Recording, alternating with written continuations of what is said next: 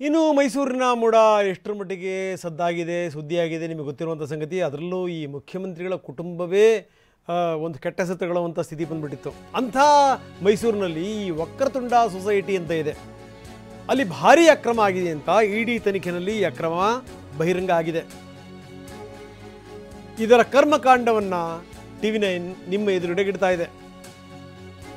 ನೇರವಾಗಿ ಮಾಜಿ ಅಧ್ಯಕ್ಷ ದಿನೇಶ್ ಕುಮಾರ್ ವಿರುದ್ಧ ಆರೋಪ ಕೇಳಿಬಂದಿದೆ. 252 ಸೈಟ್ಗಳನ್ನು ಅಕ್ರಮವಾಗಿ ಹಂಚಿಕೆ ಮಾಡಿದ್ದಾರೆ ಅನ್ನುವಂಥ ಆರೋಪ.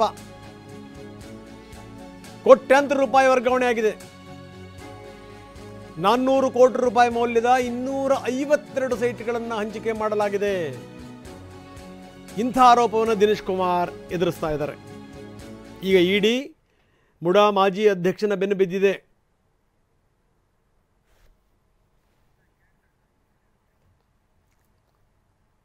ಬನ್ನಿ ಕಿರಣ್ ನಮ್ಮ ಜೊತೆಗೆ ಈಗ ದೂರವಾಣಿ ಸಂಪರ್ಕದಲ್ಲಿದ್ದಾರೆ. ಕಿರಣ್, ನೋಡಿ ದಿನೇಶ್ ಕುಮಾರ್ ಅವ್ರನ್ನ ಕೊನೆಗೆ ಅವ್ರನ್ನ ಸಸ್ಪೆಂಡ್ ಮಾಡಿದ್ದು, ಅವ್ರನ್ನ ಮತ್ತೆ ಹುದ್ದೆಗೆ ತಗೊಂಡಿದ್ದು, ಜೊತೆಗೆ ಅದನ್ನ ಟ್ರಾನ್ಸ್ಫರ್ ಮಾಡಿದ್ದು, ಇವೆಲ್ಲವೂ ಕೂಡ ನೋಡಿದ್ದೀವಿ. ಆದರೆ ಈಗ ವಕ್ರತುಂಡ ಸೊಸೈಟಿನಲ್ಲಿ ಭಾರೀ ಅವ್ಯವಹಾರ ನಡೆದಿದೆ. ಅದಕ್ಕೆ ಸೂತ್ರಧಾರರೇ ದಿನೇಶ್ ಕುಮಾರ್ ಅನ್ನುವಂಥ ಆರೋಪ. ಏನಿದೆ ಹೆಚ್ಚಿನ ಮಾಹಿತಿ?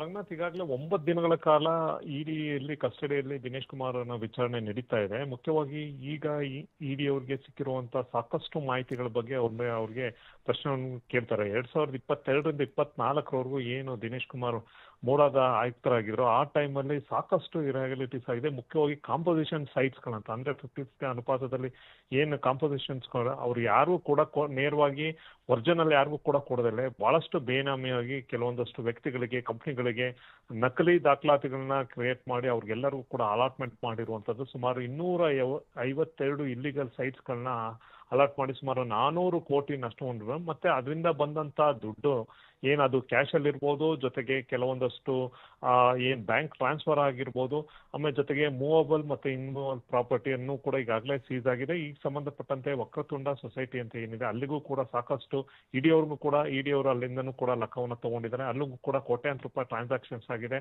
ಅವರ ಸಂಬಂಧಿಗಳ ಏನು ಒಂದು ಅಕೌಂಟ್ ಅನ್ನ ಕ್ರಿಯೇಟ್ ಮಾಡಿ ಅಲ್ಲಿ ಟ್ರಾನ್ಸ್ಫರ್ ಮಾಡಿರುವಂತದ್ದು, ಇವೆಲ್ಲವೂ ಕೂಡ ಇರಾಗ್ಯುಲಾರಿಟೀಸ್ ಮಾಡಿರುವಂತದ್ದು. ಮೂಡಾದಲ್ಲಿ ಅವರ ಆಯುಕ್ತರಾಗಿ ಕಂಪ್ಲೀಟ್ ಅವರ ಟರ್ಮ್ ನಲ್ಲಿ ಸಾಕಷ್ಟು ಏನು ಒಂದು ಮೂಡಾದ ರೂಲ್ಸ್ ಅಂಡ್ ರೆಗ್ಯುಲೇಷನ್ಸ್ ವೈಲೇಷನ್ ಮಾಡಿ ಬೇನಾಮಿ ಹೆಸರಲ್ಲಿ ಕೋಟ್ಯಾಂತರ ರೂಪಾಯಿ ನಷ್ಟ ಒಂದ್ ಕಡೆ ಅವರು ಗಳಿಕೆ ಕೂಡ ಮಾಡ್ಕೊಂಡಿರೋದು ಈಗ ಕಂಡು ಬಂದು ಅದಕ್ಕೆ ಸಂಬಂಧಪಟ್ಟಂತೆ ಈಗ ವಿಚಾರಣೆ ಮುಂದುವರೆದಿದೆ. ಓಕೆ, ಈ ದಿನೇಶ್ ಕುಮಾರ್ ಅವರಿಂದ ಇದು ಬೇರೆಯವ್ರನ್ನು ಸುತ್ತಕೊಳ್ಳುವಂತ ಸಾಧ್ಯತೆಗಳಿದೆಯಾ ಕಿರಣ್?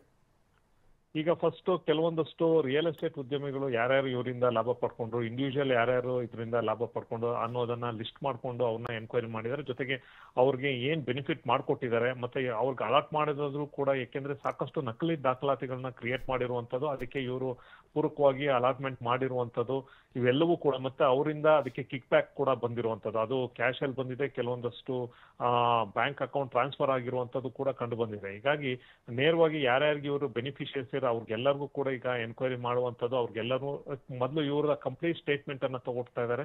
ಜೊತೆಗೆ ಸೀಸ್ ಕೂಡ ಮಾಡಿದ್ದಾರೆ. ಇನ್ನ ಉಳಿದಂತೆ ಯಾರ್ಯಾರು ಇವರಿಂದ ಬೆನಿಫಿಟ್ ಮಾಡಿದ್ರು ಅವರು ಯಾವ ರೀತಿ ಇದು ಇವ್ರಿಗೆ ಸಂಬಂಧಪಟ್ಟಂತ ಹಣ ಕಳಿಸಿರುವಂತದ್ದು, ಜೊತೆಗೆ ಮನಿ ಲಾಂಡ್ರಿಂಗ್ ಮಾಡಿರುವಂತದ್ದು ಎಲ್ಲವೂ ಕೂಡ ಈಗ ಸಿಕ್ಕಿರುವಂತದ್ದು. ಈ ವಿಚಾರವಾಗಿ ಮುಂದಿನ ಹಂತದಲ್ಲಿ ಅವ್ರಿಗೂ ಕೂಡ ನೋಟಿಸ್ ಕೊಟ್ಟು ವಿಚಾರಣೆ ಮಾಡುವಂತ ಸಾಧ್ಯತೆ ಇದೆ. ಓಕೆ, ಧನ್ಯವಾದ ಕಿರಣ್ ತಮ್ಮೆಲ್ಲ ಮಾಹಿತಿಗೆ.